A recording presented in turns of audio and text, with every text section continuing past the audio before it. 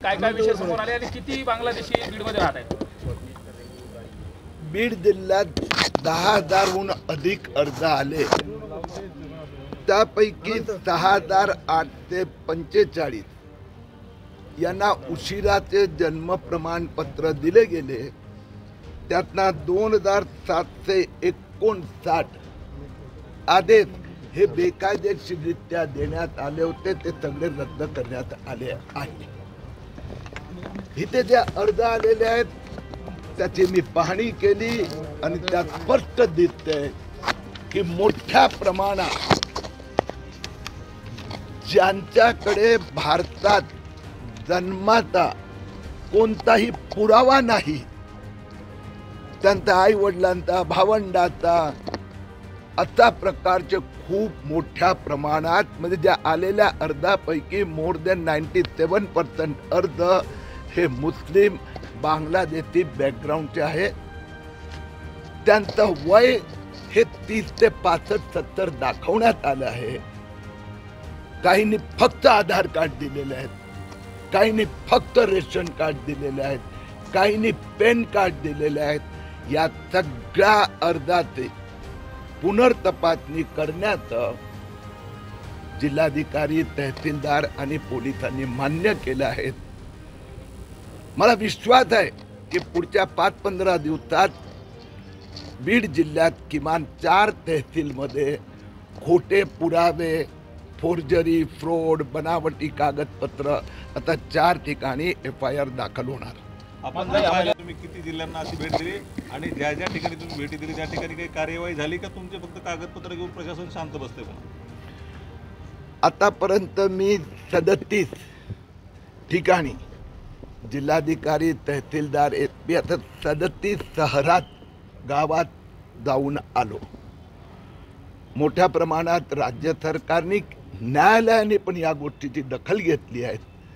एकंदर 2,23,000 प्रमाणपत्र ॲप्लिकेशन आले होते आणि तत्वतः 2,23,000 मंजूर झाले।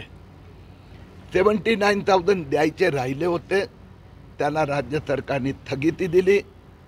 1,23,000 दिले होते, त्यातनं 40,000 अधिकार नसताना नायब तहसीलदारांनी दिले होते, ते रद्द झाले। 79,000 पुन्हा तपासणीचे आदेश देण्यात आले आहेत आणि जे 83,000 जन्म प्रमाणपत्र गेले आहेत त्याचं पण पुन्हा परीक्षण सुरू झालेलं आहे। आतापर्यंत 17 ठिकाणी FIR म्हणजे गुन्हा दाखल करण्यात आलेले आहेत। त्यात मी सांगितलेले सगळ्याच प्रकारचे गुन्हे आहेत। काही ठिकाणी सरकारी अधिकाऱ्यांवर, रेशनिंग अधिकारी, महापालिका अधिकारी, वकील, एजंट, अर्जदार, आता वेगवेगळ्या लोकांवर।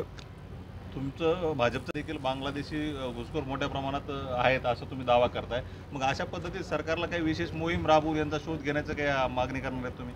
हे मुख्यमंत्री देवेंद्र फडणवीसजीचं कौतुक करतो, धन्यवाद देतो। कारण की नोव्हेंबर 2023 मध्ये या कायद्यात कार्यकारी दंडाधिकारी आणि जिल्हा दंडाधिकारी म्हणजे DM आणि एक्झिक्युटिव्ह मॅजिस्ट्रेट तहसीलदारांना अधिकार दिले गेले। नोव्हेंबर ते जुलै 2024 पर्यंत फार अर्ज आले नाही। लोकसभा पराभवानंतर निवडणूक प्रचार आणि आचारसंहितेच्या काळात जुलै ते डिसेंबर 6 महिन्यात प्रचंड प्रमाणात अर्ज आले। मालेगावला मी विधानसभा निवडणुकीच्या प्रचारात गेलो होतो, त्यावेळी ही गोष्ट लक्षात आली होती। आल्यानंतर लगेच मी याच्यावर होमवर्क केलं आणि देवेंद्र फडणवीस त्यावेळी उपमुख्यमंत्री होते, त्यांनी सांगितलं हा विषय तडीस न्यायचा आणि आता महाराष्ट्रात हे सगळे 2,23,000 पैकी 1, 2, 5, 10,000 जे इथे जन्मले, बाकी सगळ्यांचे रद्द होणार। त्या अधिकाऱ्यावरती देखील कारवाई झाली पाहिजे। हे नेमके आले कुठून? आणि आधार कार्ड असेल किंवा रेशन कार्ड जसं तुम्ही म्हणताय, हे सगळे पुरावे नेमके इथंच बनवले गेले ना, मग हे अधिकारी काय करत होते? यात 2 प्रकारचे पुरावे आहेत। एक तुमची गोष्ट अगदी खरी आहे, जर पुरावेच नव्हते, कारण की आधार कार्ड याला पुरावा धरताच येत नाही आणि आधार कार्ड तर आत्ताच आहे आणि मी 62 वर्षापूर्वी जन्मलो आणि त्याचं मी आधार कार्ड पुरावा देतो, ते ग्राह्य धरताच येत नाही।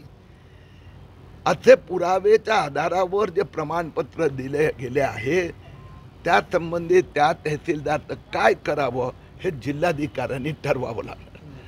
माझं जे लक्ष आहे की जे अपात्र लोक आहेत, ज्यांनी बेकायदेशीर पद्धतीने प्रमाणपत्र मिळवलंय, जे इथले नाही आहे, ज्यांच्याकडे भारतीयत्वाचं एक पण डॉक्युमेंट नाही, तो मग पाकिस्तानी आहे की बांगलादेशी आहे की रोहिंग्या आहे की अफगाणी आहे, त्यांना इथे राहण्याचा अधिकार नाही.